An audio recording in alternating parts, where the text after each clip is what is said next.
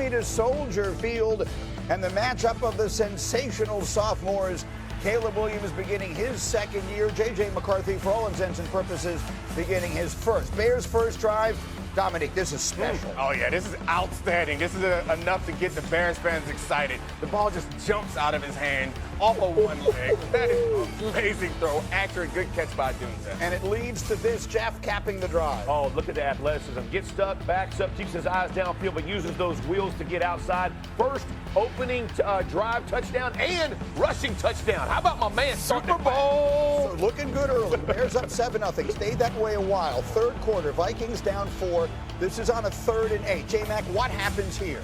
He throws an out route. You throw it inside Gross. If you see this in the third quarter, you're going to sleep after this play. The game is over. If you got to be up early, that's a possibility. Yeah, it's zero coverage. You take away the inside when you're a corner in that situation. So that throw was really bad, demoralizing. No way a young quarterback could bounce back from something Down like that, 7, right? no way. That's right, Dan. Done. But he's got KOC on the sideline, and then they begin the comeback.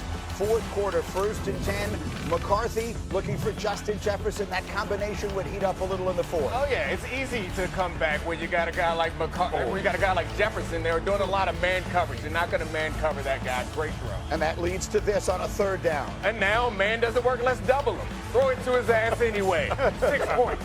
Good read. Good read. Vikings would go for the 2 and not get it. So the Bears still leading at 17-12 while we gritty our way on. And then they would turn up the defensive pressure. Brian Flores got his tricks going in the fourth. Oh, yeah. It started to get really uncomfortable for Caleb Williams. We started to see him to revert a little bit back to the old Caleb Williams. And J.J. McCarthy got hot. Look at this throw, Jeff, to Aaron Jones. That thing is a beautiful throw on time. Again, putting it right in the spot he needs to a running back who makes the catch, turns and scores. Big time play for J.J. Dynamite! They go for the 2. They do get it. So it's 20-17 Vikings. And now here's Caleb under duress, looking to make something happen.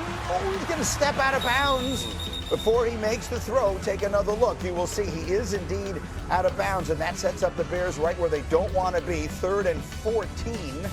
And he's looking for Cole Kmet, and Caleb just was off target in this second half. It happened multiple times, 8 throws in the second half where he was just off target for no reason at all. Caleb struggled in those moments. The Vikings get it back, and J.J. McCarthy with a chance to be the hero. Yeah, modern quarterback, you better be able to run. Finish it. Look at this enthusiasm. Yeah. I got hype last night. Look at him. Yeah, I got He was hype on his call. Yeah. I made that call.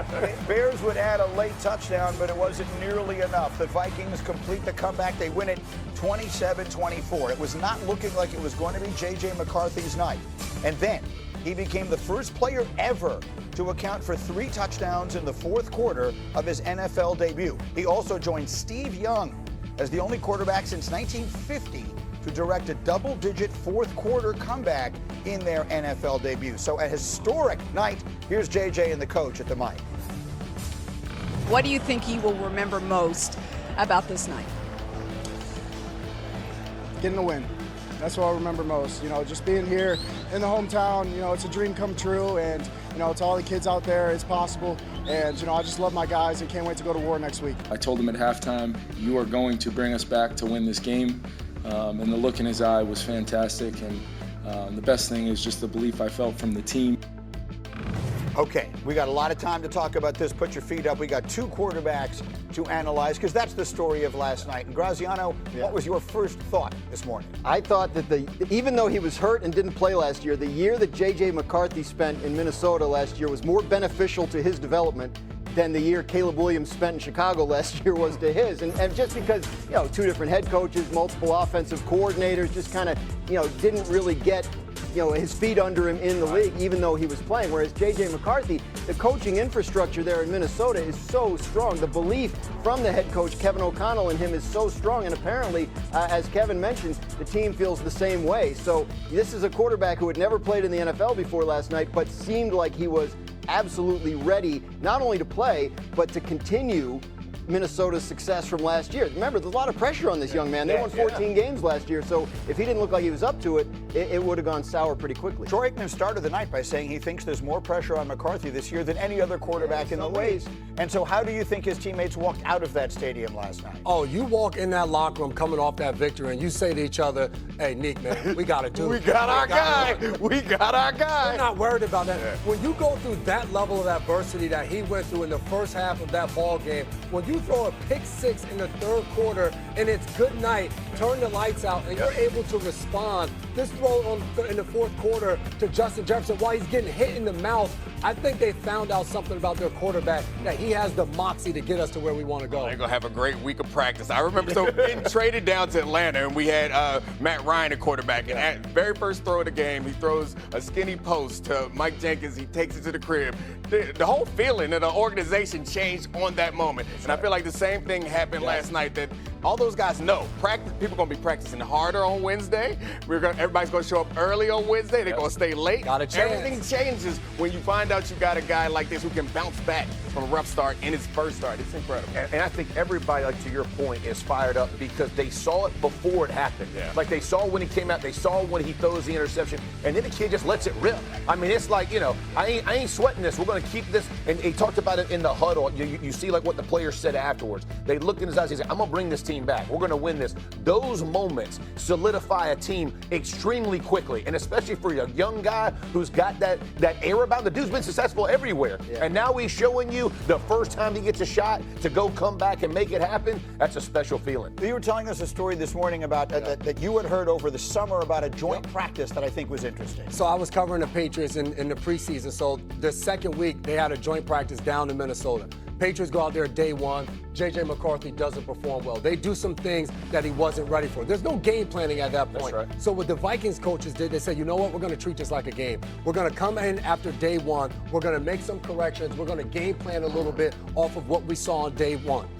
J.J. McCarthy goes out there on day two, 13 for 13 in practice, has his best one of training camp. And that showed the coaches this is the closest thing to what it's going to feel like game day. Can I just talk about kind of like how special he is, but McCown is quarterback coach as well? Right there.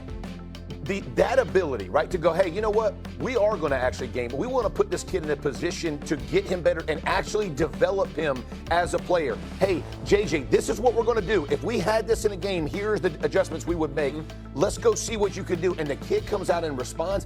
That's true development at that position. And it is the most important thing in football because at the end of the day, he's the only guy crossing those lines. He's got to feel comfortable with the guys on the sideline, going to put him in the right play and trust it. That built the trust there against the Patriots. That's awesome. I love that story. It was an interesting night in so many ways. For Caleb Williams, on the other side, the former number one, it was a Charles Dickens game, right? It was the best of times. It was the worst of times. You saw some of the really good stuff early. Second half, let me quickly show you a stat here. A16, Cindy, if you would, please. So Caleb completes his first 10 passes, and they were talking about completions.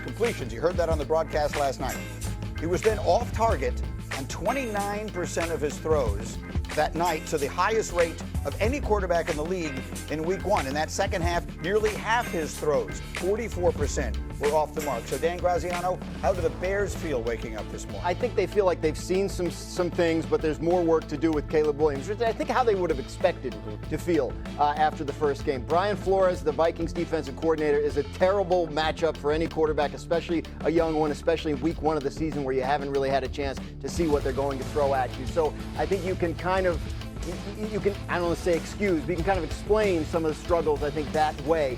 But this is a work in progress. Ben Johnson just got there in January, has had one training camp, one offseason with Caleb Williams. I think it will get better from here, and I think you saw the signs. He talked to Laura Rutledge on the field before the game, and she said, what's your coach's message been? And he said it's been about, just play point guard, and then when it's time to be Superman, be Superman. And he did a good job of that in the first half. But I think Flores and the Vikings defense got him out of his game. You guys tell me. The way I viewed it, there were moments that you say to yourself, okay, I see it, right? I mean, one on the sideline, and the ball flies. It comes out of his hand. Anyone can see it. But there was some of the, and I think we have one of the plays here that sort of turns you on, like just the way the ball comes out here. There's not too many guys in the league that are making this play.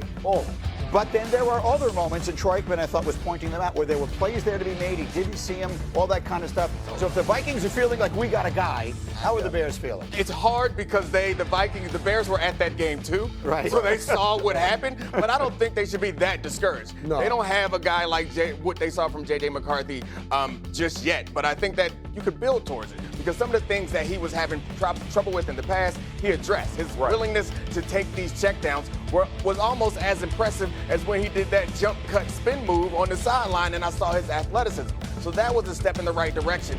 And then eventually, the Vikings started to blitz, and the picture got muddy, and he started to revert back to some of this, like, I don't actually know what's going on, so I'm just going to use my athleticism to try to make something happen, and then started to create negative plays like this one. So we just talked about J.J. McCarthy, and J-Mac, you brought up the development from the Patriots. Think about the organizational failure of the Bears and how they've developed quarterbacks in the years. This is his third coach in a year and a half, whatever it is. Let me just say this. He's played 18 games. Right. He has had as many head coaches as the Pittsburgh Steelers have had since 1969. Okay, so I'm not trying to give excuses, but I'm giving reasons, right? Now he has Ben Johnson, who is going to stabilize him, teach him, and what we all do as players is revert back to our weaknesses when we panic. Yeah. There was some of that, right? Because all of a sudden, Brian Flores, when they got behind, they throw the pick six. They're like, we might as well we got to create, and so now it's kind of like a snowball, right? It just kind of snowballed on him. He is still their guy. I still believe they feel the same way in their locker room that the Vikings do. Yeah. It's just going to take time for him to get rid of the bad habits. Yeah, and the game didn't unfold the way it did for Minnesota. Caleb didn't play, and it didn't start on offense as rough as Minnesota did. But at the same time, you look at Caleb, and the things that you liked in the first half was there were moments where he stepped all the way up in the pocket. Yes, there was the ones where he's going on the sidelines making all those throws, but at the same time, some of the ones that he made in the first half to scramble around the great plays, he did some of the same things in the second half. It just didn't have the same result. Those are the things you're looking at, and some of the throws that he made where you're like, come on, you can get this one down. But what I was impressed is as we're watching Kmet catch that pass, they go down in this game, and it looks like all the momentum has shifted. Caleb Williams drives him right down the field and scores a touchdown and keeps him in that game. So you still feel really good about the progress that he has made from last year to this year. It is J.J. McCarthy's 16th month with Kevin O'Connell. It is Caleb Williams' 6th month with Ben Johnson. There you go. I think that says it all. Perfect. And maybe they're both headed in the right direction. I think we believe in Ben Johnson. We certainly believe in Kevin O'Connell. If there was a coaching draft tomorrow, I'm not sure he wouldn't be the first pick. All right, coming up, does any of it actually matter between the Bears and Vikings, or is the NFL... Much time on the clock to put together a drive here at the end of the first half. And the kickoff's coming their way. Hartman now to return it. Ho-ho! And he'll work this one past the 25 to right about the 28-yard line. Here's 1st and 10. And they're just going to run it here up the middle. And that one shut down pretty quickly. He'll get back to the line of scrimmage. Nothing more.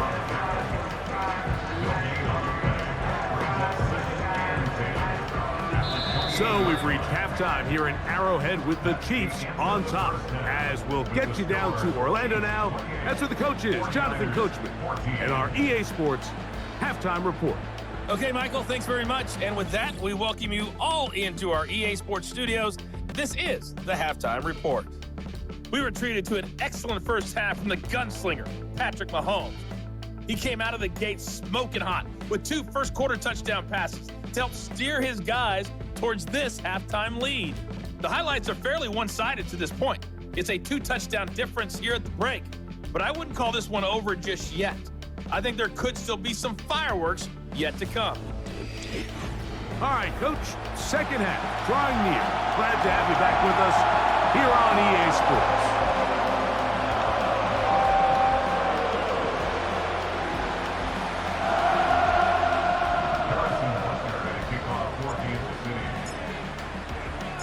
Pretty interesting first half. We'll see if any strategy changes for the next 30 minutes or more as this second half gets underway. He'll work his way across the 25-yard line. The 49ers offense ready to get going again. They'll have it first in this third quarter. They'll begin with 1st and 10.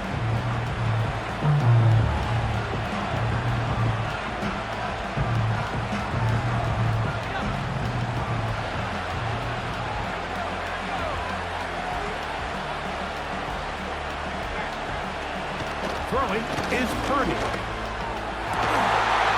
That's taken in by Jennings. And he'll be tackled up around the 45-yard line. That's a gain of 19 and a very quick first down. Whatever they've talked about in the locker room at the halftime break seems to have worked. They've come out with a new established energy. You could see it when they took the field. Now this offense seems to be building on it because with that chunk play, just a little bit of rhythm that they can build off of.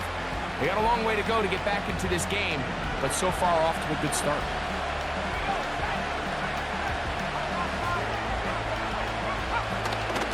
They run straight ahead with McCaffrey. And he'll get 2 on this one before being taken down.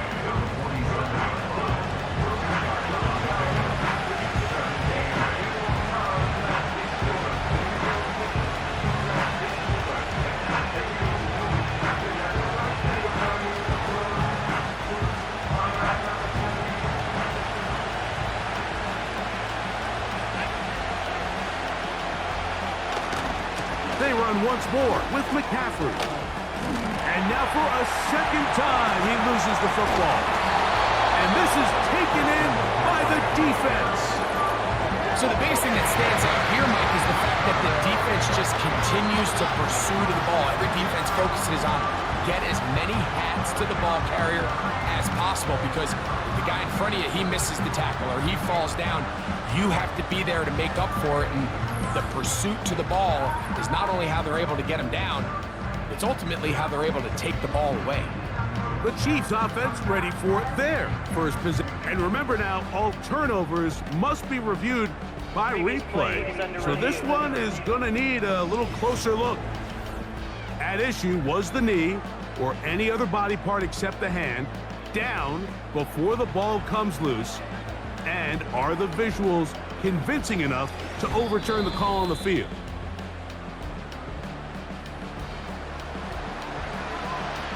So that one overturned. They say the runner was down, and that will not be a fumble.